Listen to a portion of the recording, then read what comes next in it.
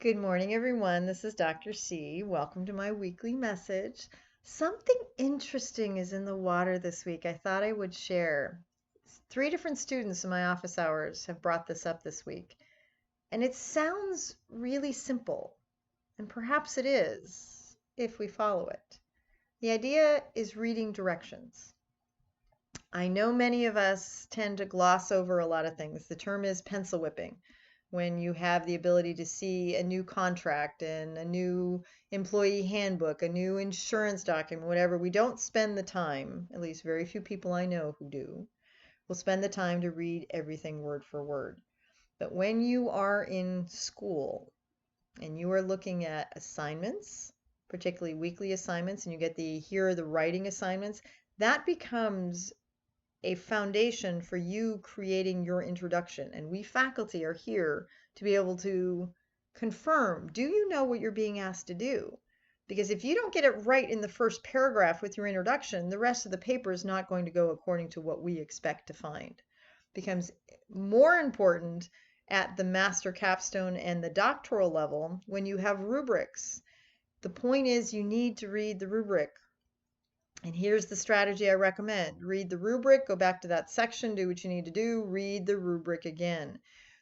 This rubric is how we in your committee, be it your chair, be it your content expert or second committee member, or your methodologist or your URR, depending on what university I teach for, that you look at the opportunity. How do we evaluate your work? You already have it. Whether it's an assignment in class, the rubrics are already built in. Whether it's the checklist that you have for any of your milestones for any program that you're in.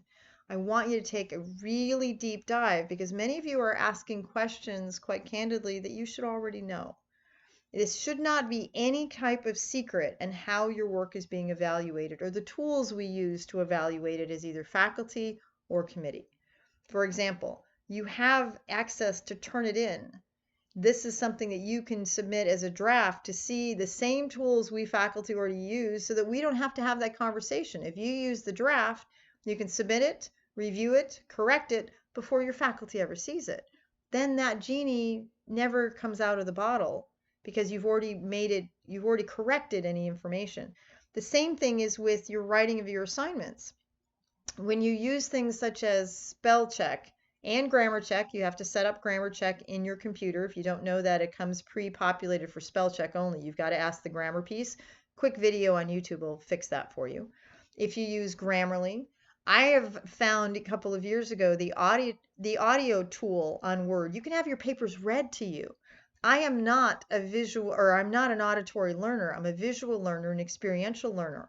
It is amazing when I have someone read my paper, how many mistakes going, it sounded a lot better in my head than it does now. Something to be said for that. So I want you to be able to look at all of these electronic tools that you have available, whether it's the rubric, whether it's grammar check. At this level, there should be no excuse for any misspellings unless your spell check is set up incorrectly. This is something that's just an automatic you can set up, so it doesn't matter whether you're sending an email, whether you're writing a paper, it automatically does these things. So set up your computer that way. It'll be very efficient.